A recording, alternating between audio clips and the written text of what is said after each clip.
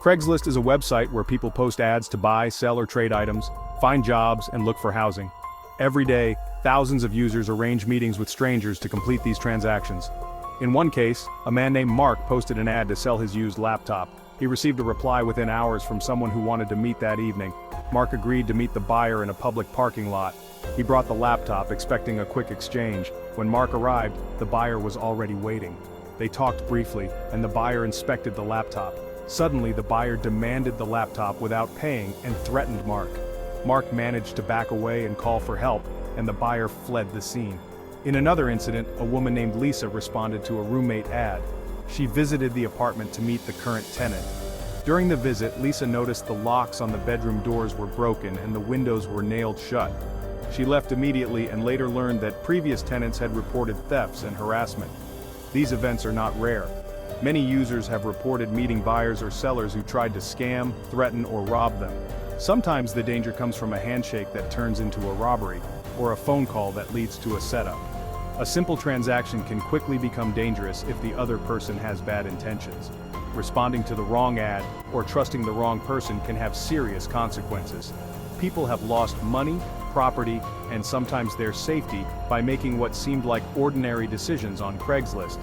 The internet makes it easy to connect, but it also makes it easy for criminals to find victims.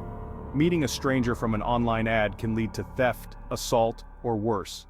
These are real events that have happened to real people, and they serve as a warning to be cautious with every online interaction.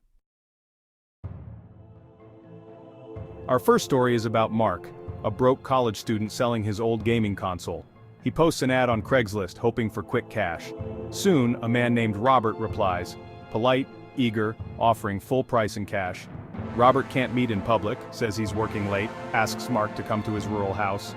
Mark hesitates, but the money is tempting. He agrees. He texts his girlfriend the address, a precaution that will prove crucial. Mark drives out as night falls, the city lights fading behind him. The road grows darker, quieter, until he finds the old farmhouse Robert described. A single porch light glows at the end of a long unpaved driveway. Mark takes a deep breath and pulls in. The farmhouse is isolated, paint peeling, windows dark. Mark parks, anxiety gnawing at him. He checks his phone, no service. He grabs the console and approaches the porch, gravel crunching underfoot. He knocks, no answer. He calls out, voice small in the silence. Still nothing. Mark considers leaving, but just as he turns, the door creaks open. A tall, gaunt man stands in the doorway. Robert. You must be Mark, he says, voice low and raspy. The man's smile is thin, eyes empty. Sorry about the wait, come on in. Against his better judgment, Mark steps inside. The door shuts behind him with a heavy thud. The nightmare begins. The second I walked in, I just felt off. You know that feeling when something's not right, but you can't put your finger on it? The air was heavy, and every step made me more uneasy. I tried to brush it off, but honestly, my gut was screaming at me. The place was weirdly empty. No pictures, nothing personal, just a beat-up couch and a TV flickering in the corner. It felt like nobody actually lived there, or maybe like someone was trying to hide something. I couldn't shake the feeling that I was being watched. Robert told me to sit down while he went to get the cash. His voice was flat, and I couldn't read his face at all. I tried to act normal, but my heart was pounding. I sat down, but I was on edge, just waiting for something to happen.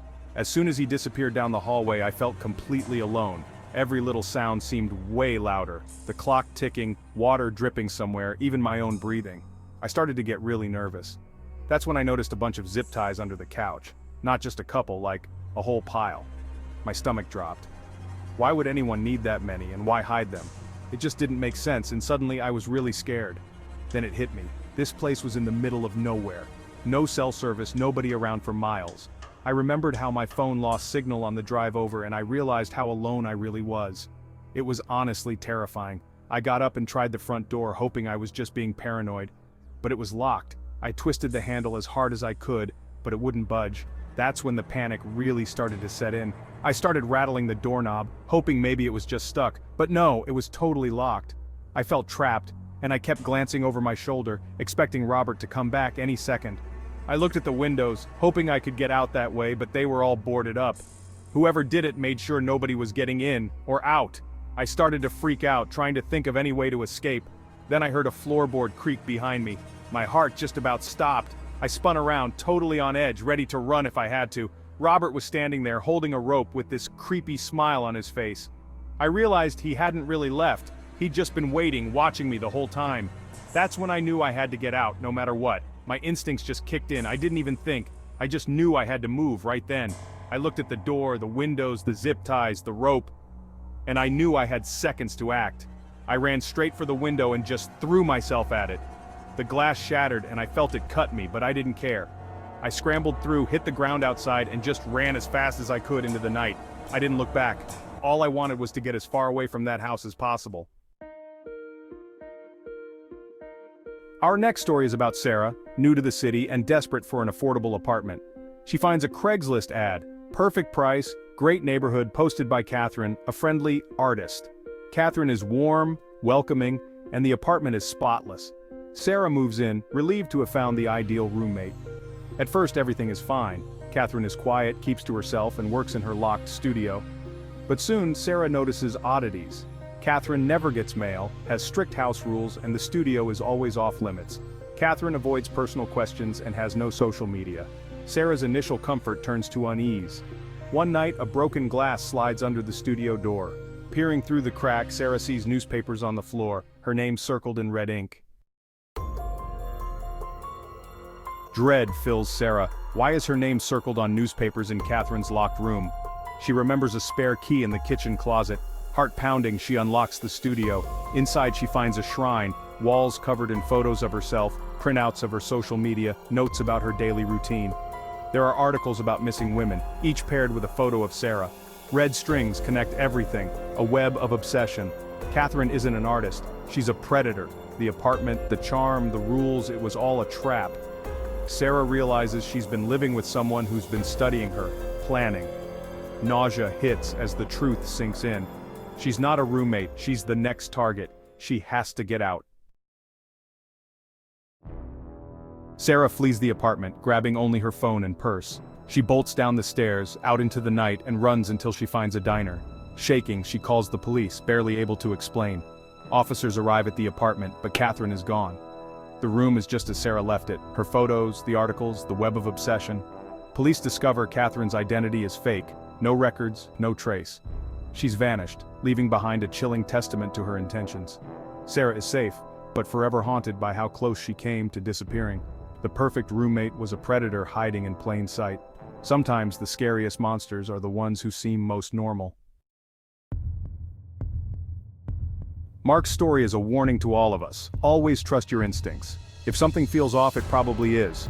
Never agree to meet someone in an isolated or unfamiliar place, no matter how convincing they seem online. Always tell a friend or family member where you're going and consider bringing someone with you. Your safety should always come first. Sarah's story is a powerful reminder that predators don't always look dangerous. They can be charming, friendly, and patient, waiting for the perfect moment to strike. Sometimes the people who seem the most trustworthy are the ones you need to be most cautious around. It's easy to let your guard down when someone seems normal, but appearances can be deceiving. The real horror isn't just in the danger itself, but in how easily it can hide behind a friendly face or a good deal. A smile, a handshake, or a bargain price can all be masks for something much more sinister. We like to think we can spot danger, but sometimes it's right in front of us, disguised as opportunity. For Mark, the aftermath of that night lingered long after the adrenaline faded. He found himself double-checking locks, glancing over his shoulder on quiet streets, and hesitating before answering messages from unknown numbers. The experience left him with a deep wariness. He deleted his Craigslist account, and for months, he avoided meeting anyone new, even for something as simple as coffee. Sometimes, late at night, he'd replay the events in his mind, wondering what might have happened if he hadn't trusted his gut. The fear never fully left, but it taught him to value his own instincts above all else. Sarah, on the other hand, struggled with a different kind of aftermath. She became more withdrawn, her once outgoing nature replaced by caution and suspicion. She confided in a close friend about what happened, and together they reported the incident to the police, though the stranger was never found. For weeks, she jumped at every unexpected sound and avoided walking alone at night. But over time, Sarah found strength in her vulnerability. She joined an online support group for people who had similar experiences, and slowly, she began to reclaim her confidence. Still, She sometimes wonders about the person she met that night, and whether he's still out there, waiting for another opportunity.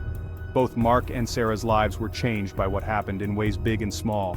Their stories don't end with a neat resolution.